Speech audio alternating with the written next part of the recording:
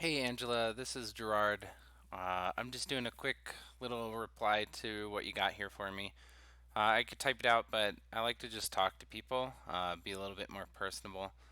Um, Helps me convey my ideas a little bit better. So you definitely came back. You were talking about on how you think you are understanding my theory of seeing the other side, and part of me agrees with you 100% on that. You have to see the other side of things to understand the full picture. If you were to just draw a picture with an outline, you could, yes, see what the picture's trying to convey, but you'll never see its full beauty. Same with a picture that's just got everything colored in but no definition. Then you might get some parts obscured or confused because you don't have that defining outline, as if you had a picture with both. And don't get me wrong, I'm not trying to critique art. I know art is very different, but that's just an analogy that I have for that one aspect. Yes, I am definitely saying you need to see both sides or all sides of the picture. At the same time, I was also trying to say a little bit more that you can't truly, um, I guess, understand the world unless you've been part of the ugly. And I know this is going to be a super nerdy reference, but definitely in Star Wars, there's a scene where Yoda is fighting one of the Sith Lords, and he's going, "You think I don't know the dark side?" And you see kind of a devious power formulate in him as he fights um, Count Dooku. I think it's in the second one. It's in the second or third. I forget. But the fact that he knows this whole time, and this will even tap into what our morality question is coming into, is he knows what's wrong, and regardless of what the force behind all of it is, right? Regardless of what his moralities are, he knows that there's a right or wrong, and he knows where the lines cross. But he definitely states that he's been to the bad side as well. He's been to the dark side as well, and he has definitely seen the ugly. And he chooses to walk in the path of right.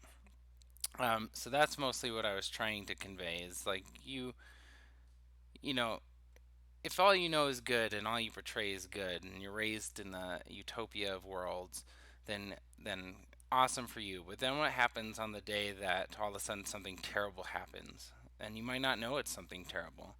What happens on the day that something tragic happens? Do you drastically slide off into the dark end of the pool or the deep end of the pool, or do you just say, "Oh, that was weird," and then not know how to deal with it? I think you should be exposed to everything with a guide, with a mentor.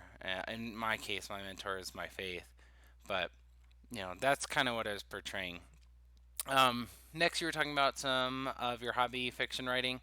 I also write. I love to write things. I like to write sci-fi as well. So it's good to see somebody else also enjoying that. Um, and I definitely agree with the fact that Devil's Advocate is definitely a needed aspect, right? To learn. You need it to learn. But there's a point where you play devil's advocate to the point of where now you're no longer learning from it. Now you're hindering the process. Um, you know, um, we'll just take fire for instance. Fire. Um, I say, yay, I've made fire. We can now cook clean and not clean. You don't clean with fire. That's terrible. You can now cook, light up things, stay warm, and your devil's advocate is, well, it's hot, and if you touch it or if you're not careful with it, it'll destroy, your home. You could burn yourself. Yes, correct. Devil's advocate to something for sure. But at what point do you then become something that's hindering progression? At what point do you then become something that's hindering the lesson that you're learning? I definitely agree that you should always have multiple point of views. I mean, even as a coder, you have to have multiple point of views. You got to see on how to figure out problems from different areas, especially with a very logical based system. I mean, in the end, when I see us programming computers, we're basically talking to children who know nothing. Every time you start a program from scratch, we're basically telling it for nothing. And even though we're not teaching it morality, well, in AI, hopefully, maybe at some point, but even with game programming, you're not teaching it basic morality. It's still doing exactly as you say, and so it's learning from your lessons. And so you have to play devil's advocate when you start programming things, because you have to be like, well, if I do this, what will this do? What will that do? What will this do? And so on and so forth. But I definitely agree with playing devil's advocate. I definitely love the fact that you can learn from it, but you have to be careful with it. I feel, just because at some point the devil's advocate can become the roadblock, the hindrance, the halter of progression. What else do you have in here? You definitely go through the three little piggies, and I definitely love your perception of it, on how right and wrong is definitely in the eye of the beholder. At least in this story, I would say that, and we're not 100% sure that the three little piggies are telling us everything is true, right? Because the victor writes history. But I don't know if somebody blowing down a house would be considered wanting. I don't go up to my friends or somebody I want to be friends with and be like, "Be my friend, or I'm going to destroy your home."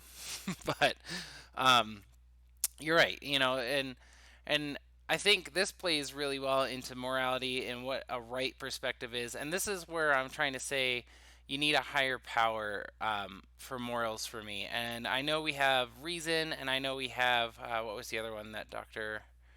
Fowles is saying? Impartiality. Um, I agree with the reason. I don't know if I agree with the impartiality, but here I'm trying to think. I have to word this carefully. Here, I think a higher power is needed.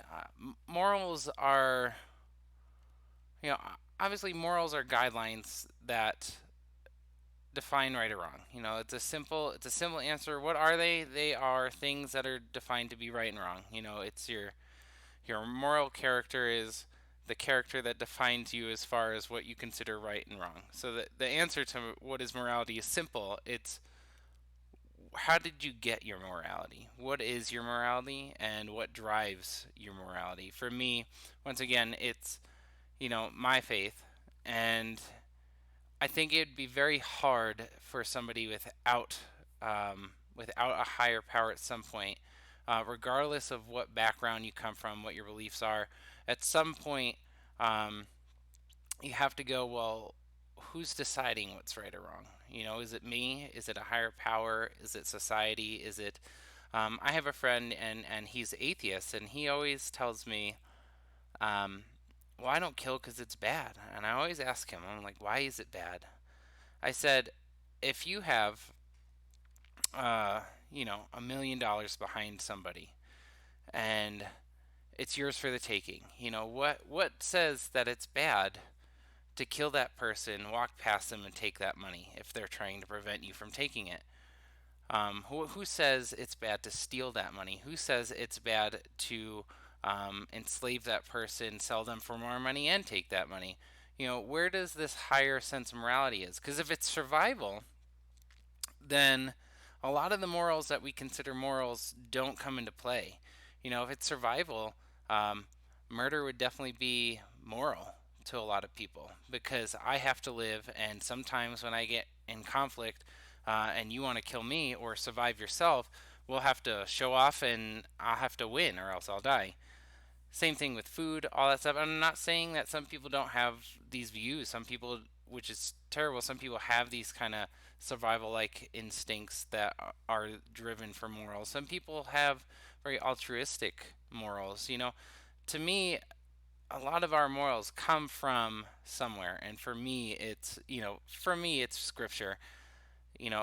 Just the basic rule set, and people, whatever people's view are on the religious background, that's just what it is for me, and how I view it. But morals, and what is right and what is wrong, and the perspective are very driven in my background from having a higher power that has predestined us to a greater cause, predestine us to um, good, lawful, holy, kind, just caring people. And yes, sometimes that might mean that I have to take a beating or um, you know, some form of um, acts against me that might not be the best or ideal, but that's why I know that for a fact that my morals aren't based on survival, because my survival isn't important to me as far as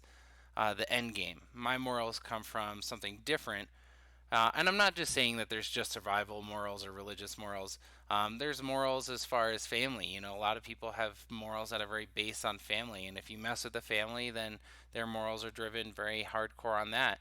I think that a lot of what is moral comes from cultural backgrounds, history. I think even some of it can be through eugenics. I can try and pull up some crazy, crazy, crazy science from stuff that I've seen that eugenics can pass down almost instinctual like genes, which isn't a shock because animals have instincts and it gets passed down through eugenics. And I'm not saying we're animals, but the fact is that morals, it's such a complicated question because there's so many factors that play into it. And for us to get a true answer, you either have to take, no pun intended, the leap of faith and just kind of dive into what you think is right, or you have to do immense amount of research, an immense amount of studies. Um, for me, I've based it on my faith and everything that it teaches me teaches in my world how to live well, so that I'm taken care of, the people around me are taken care of, and even if it's not ideal in this world, we have the promise of the end game, which is after we pass. But either way, thanks for listening, Angela. I hope this helps a little bit. If you need me to write some stuff down, by all means, just type or just respond to me, and I'll try and write some stuff down. But I like to talk to people. I like to do this so you can see something, um, and I can actually be a person to you. So have a good night, and thanks for listening.